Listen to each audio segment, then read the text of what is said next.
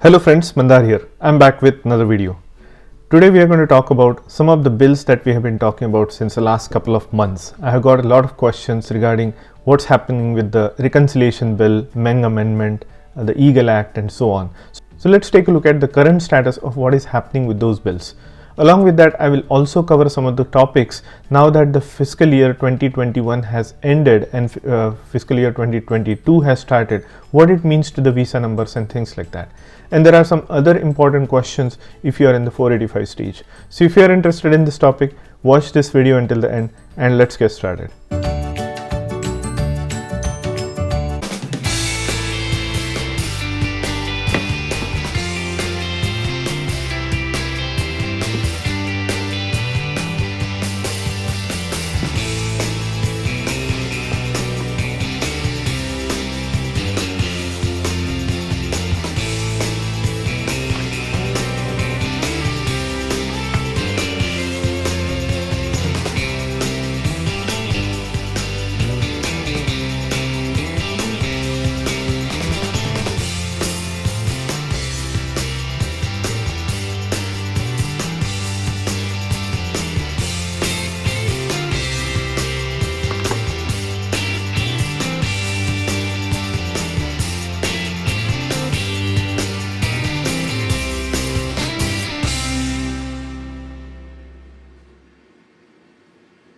If you are here for the first time, welcome. My name is Mandar and I make immigration related videos for US and Canada.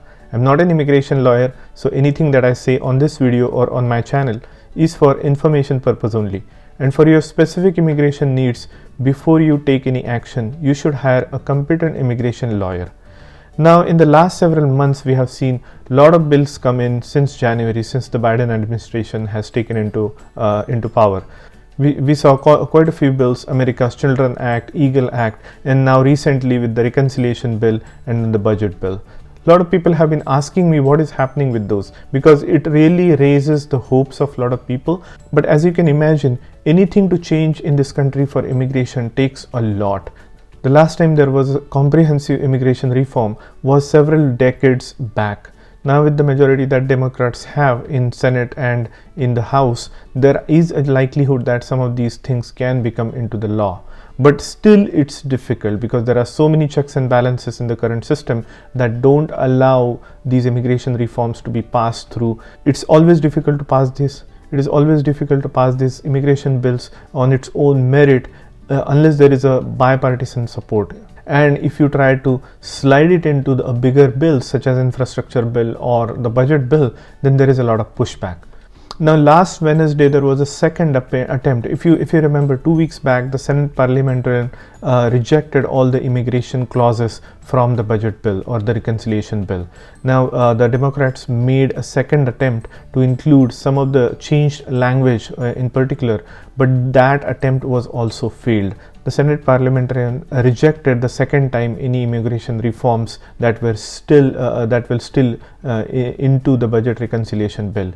So they had to provide the pathway to millions of undocumented immigrants in the last several years. So that those provisions were still removed. Now the provision in the second attempt that they made is change the registration date for these undocumented immigrants from 1992 to 2010. So basically anybody who came into this country since then would have been eligible to apply for a green card. But that condition or that portion was again removed by or rejected by Senate parliamentarian.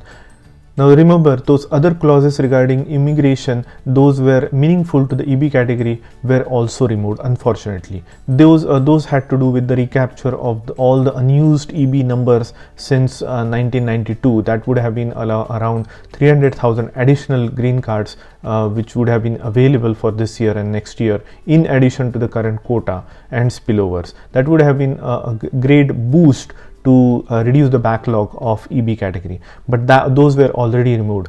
The other things that were included that were removed were the documented dreamers things. So documented dreamers will have to wait a little bit longer until it passes. Now that is the current status of the reconciliation bill. Now this reconciliation bill will go ahead and still be approved in some shape or form, but it definitely is not going to include those immigration clauses that we were all looking forward to. Now the next one is the EAGLE Act. Earlier in this year there was a lot of hype about this EAGLE Act that would have made some provisions in the H1B category mandating employers to do certain things so as to reduce the H1B fraud. It also had an important clause to remove the per country cap. So nothing has happened to that bill yet. A lot of people have been asking me on this EAGLE Act, and I can tell you that it was introduced, but nothing has been going on since then. It has not been introduced to the Senate floor yet. And then the other one was the Meng Amendment, which was in the budget bill. This amendment still holds true. It was passed in the House. It had to do with recapture of all of the unused 2020 and 2021 visa numbers that were wasted and make them available in 2022 and going forward. So that's what the proposal was. It is still it was still approved in the House. It may still come to the Senate and it might get approved. We will hear about that more as soon as the information becomes available, but I think it might come to the Senate at any time, and although it might get some pushback, it has greater chance to get approved.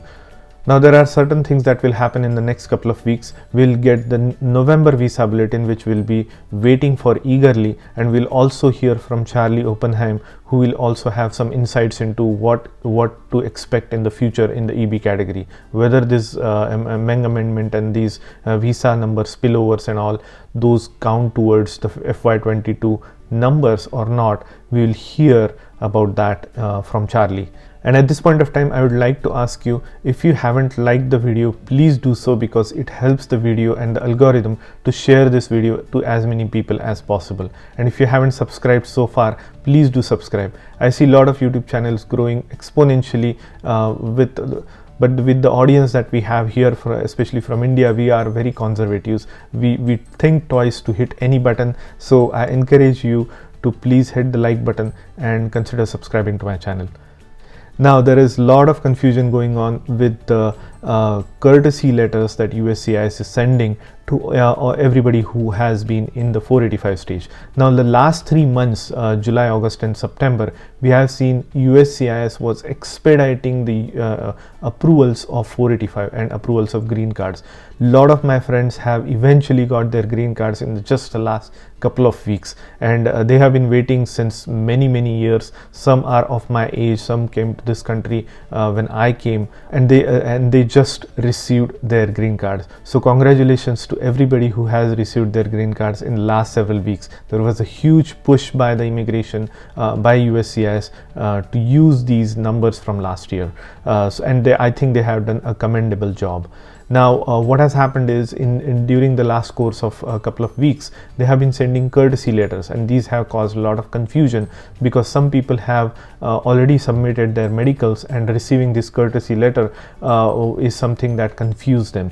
Now I can imagine the intent of USCIS behind sending these letters were to remind people in general, if you haven't already submitted, please do submit. So there was a push to get these medicals done because that's the last thing in your application that needs to be completed before the officer can actually approve your case.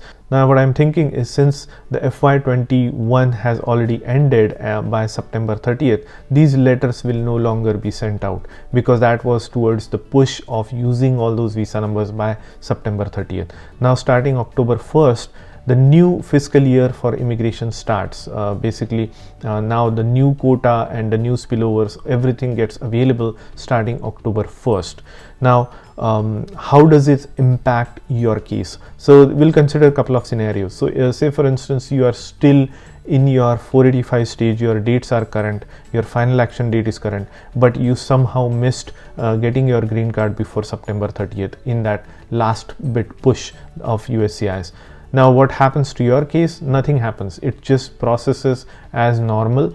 Now instead of using the FY21 number, there will be FY22 number that will be allocated to you, and that's what will get you a green card. So from your perspective, there should not be any change or any difference. It's just that you might have missed the boat of that rush that USCIS was into in using all those visa numbers, and now you are back into the normal processings, because with the new fiscal year 2022, all those statutes again kick in. What I mean by that is basically the 7% country quota that goes through first, and then you get the spillovers from the non-backlog countries, that happens next, and then the spillovers from within the category. So all those things take into effect.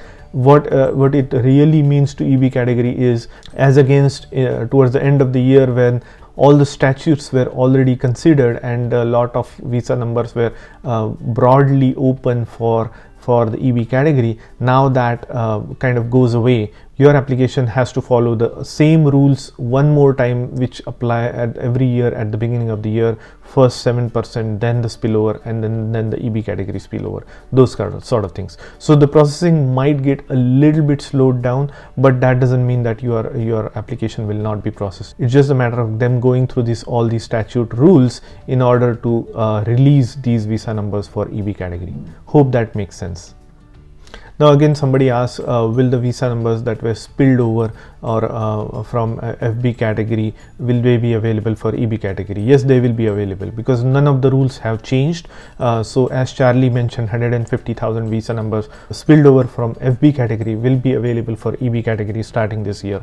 So there will still be 290,000 visa numbers for EB category in this year, but as Charlie mentioned in his last interview, most of those visa numbers will be utilized by pending applications. So if you saw my spreadsheet that I shared last time, there were still over 300,000 pending applications, 485 applications in the EB category. So you can imagine all of those 290,000 visa numbers that are available are only going to be used up by those pending applications. So that's why we aren't seeing any date moments as per the logic provided by Charlie. Now we'll wait to see what he says in his upcoming interview when he comes in October. Now a lot of people are getting their green cards and they're thinking that they might be able to invite their parents or siblings, like brothers and sisters. Remember, there is no provision for a green card holder to sponsor their parents yet or their siblings yet. You can only do so when you become a citizen. While on permanent residency, you can you can still sponsor your spouse and your children under 21 years of age. So that can be done, but you will have to wait until you become a citizen in order to sponsor your parents or your brothers and sisters. Now all eyes are on what Charlie has to say in his October visa bulletin analysis. So be sure to subscribe to my channel, because I'll be making those videos as soon as they are available, as soon as the visa bulletin comes and as soon as Charlie gives his interpretation of what happens in the upcoming months. Again, if you haven't already subscribed to my channel, please do so. And if you like this video, please hit the like button, and I'll see you in the next one.